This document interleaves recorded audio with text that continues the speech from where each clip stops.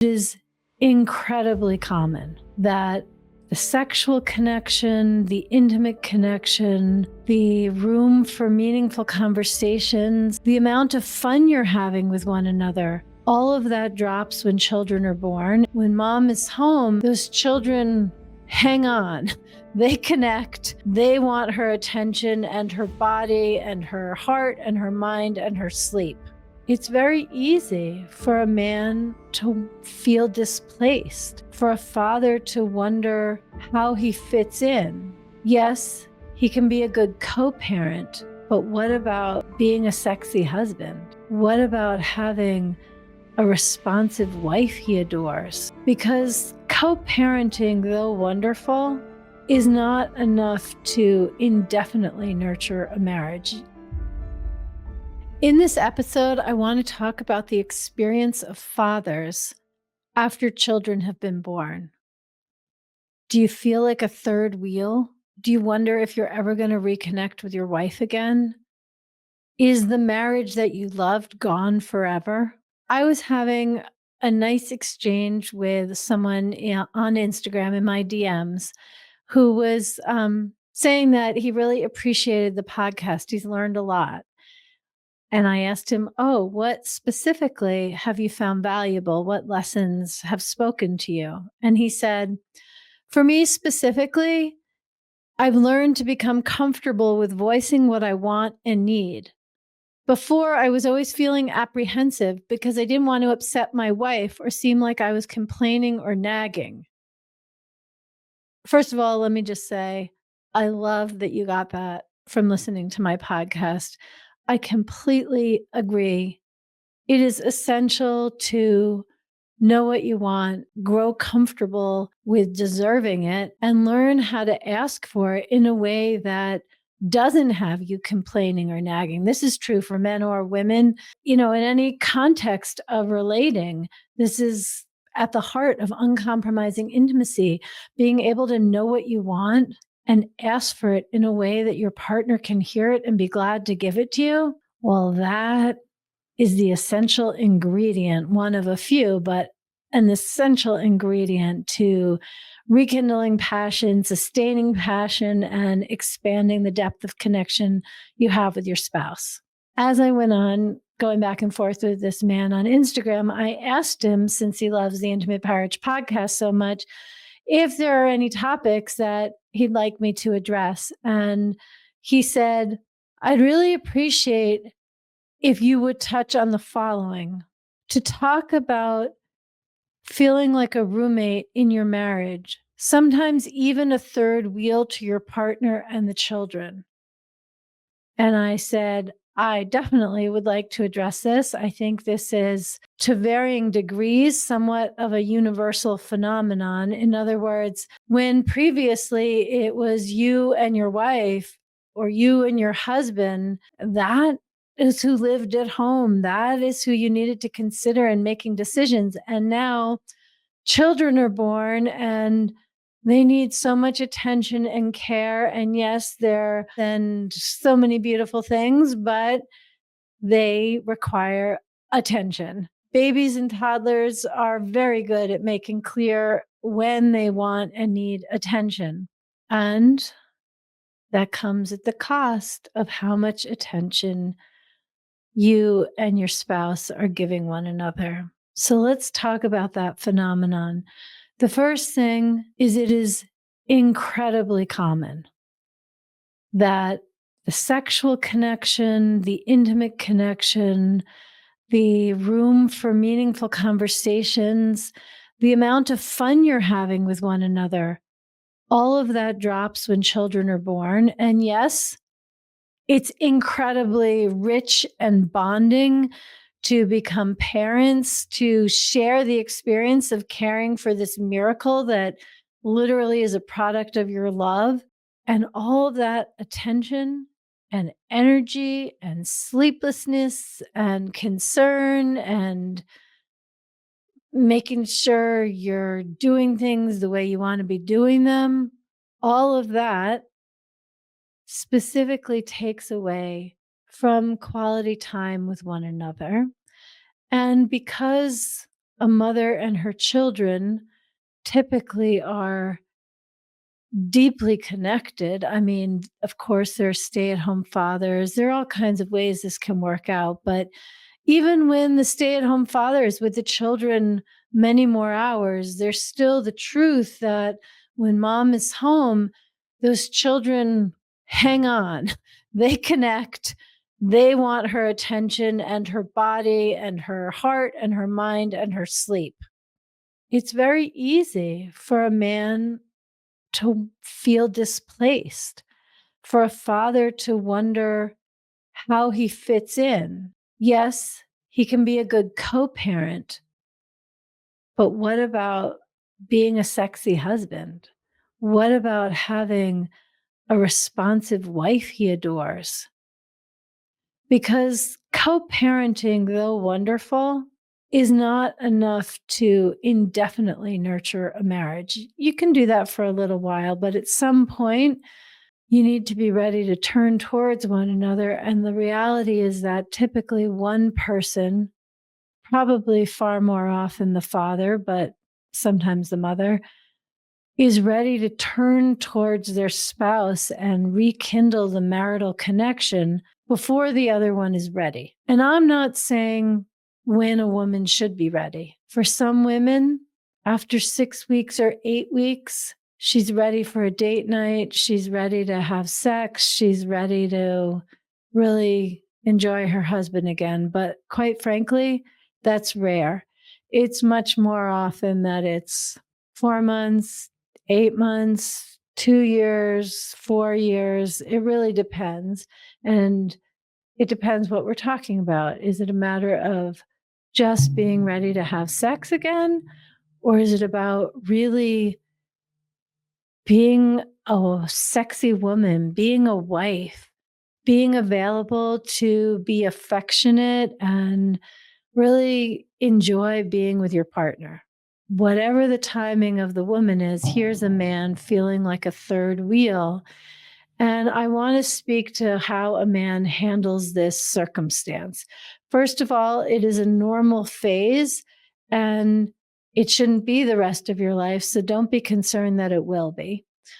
Secondly, you have a very important decision, one that typically is made unconsciously. And that is, do you want to become another child, emotionally and energetically speaking, meaning someone else that your wife needs to take care of, needs to make sure your needs are met, needs to essentially put on her to-do list because you are feeling rejected, feeling resentful, sulking, just kind of feel you deserve more, you're entitled to more, and you're wondering what it's going to take for her to give it to you. That is one way. And the other, instead of asking your wife to take care of you too, is to really step up and become a leader in your family. You don't need to be second to your wife in the family energy, even if the children go to your wife. You can be a leader. And what do I mean by being a leader? I mean that you have your attention on the whole family dynamic and you consider, what do you need? Yes, but first, what do the children need and what does your wife need?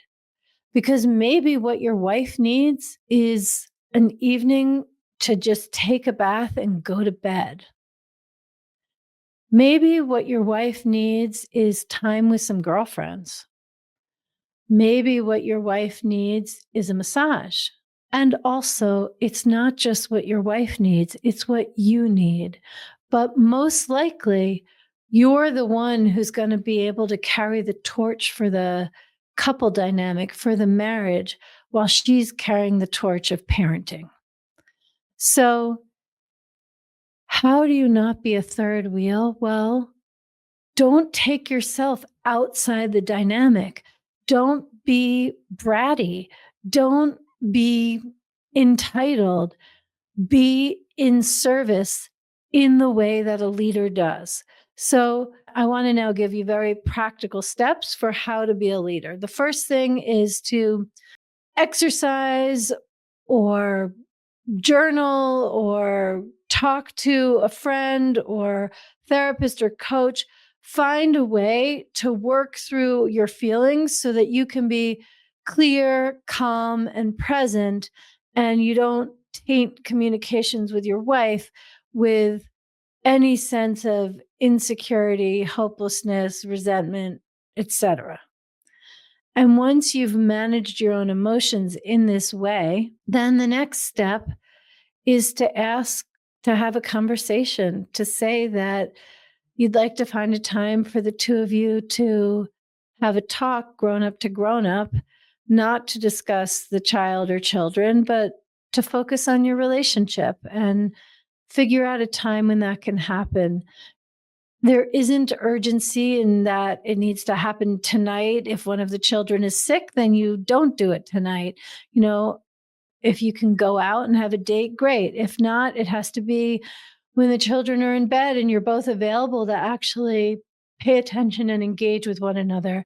And when it's time to have this conversation, you want to express gratitude and appreciation for the choices she's made for the well being of your family. And then you can go on to say that you have your attention on another aspect of what's needed in the family, and that is for you and her to connect as husband and wife. And just having that conversation and discussing what you want that to look like, what values you have for your marital culture now that you're a family, is a very important conversation to have. Ideally, you have it before even having children, but more typically, that's going to happen afterwards. And even if nothing changes, the fact that you've had that conversation and you get on the same page about things will make everything feel better. And as soon as it works with the ages of your children and the sensibilities that you and your spouse have, make a point to carve out some time for just the two of you. And let me be clear, it's not carving out some time so the two of you can have sex together. You might want that, but the thing that is going to actually serve you more and end up with a more passionate relationship over the long run is if the time is really for you to spend with one another, not talking about work, not talking about your children, and really just enjoying one another. Sure, if you want to have sex, great, but don't make it that time together equates to sex, because more likely your woman is going to want to rebuild the emotional connection and you're going to grow comfortable with one another in a new way. So if you're feeling like a third wheel, don't crumple, don't give up. Look at how you can be a leader in that situation and how you can serve the overall goals and how you can connect with your wife so that she feels supported and more available to connect with you. So obviously, if you have a very particular circumstance or you want my guidance, please fill out an application for private coaching. I work with couples who are educated, successful, know how to make things happen in other areas of their life. And I will teach you how to hack your excellent competence and skills and bring that to intimacy, sex, and communication with one another. I'm going to put a link in the show notes for an application to coach with me. I think this matter of how you navigate the time when children are young or, anywhere between 4 and 8, often you're like able to breathe again. You don't have littles in diapers, but more often there's still a lag in reconnecting. And I really can't say enough to encourage you. Don't postpone it. if you wait until, I don't know, your kids are in high school or out of the house, you are missing an opportunity, first of all, for more connection and pleasure starting now. And this is an incredible opportunity to model for your children something that you probably did not have modeled, which is a healthy, collaborative, loving, passionate relationship, and how to create that while tending the children in the way that they also need. It is an art form, and I highly encourage you, if you want help with that, to reach out because I am passionate about helping people. Well, really at every stage of marriage, but in particular when children are at home and able to really learn from you. It is a smart legacy move to put attention on upleveling your relationship. And so rather than waiting for your wife to change or simmering in rejection and feeling like a third wheel, this really is a time for leadership to assess what your family needs and take action to create it.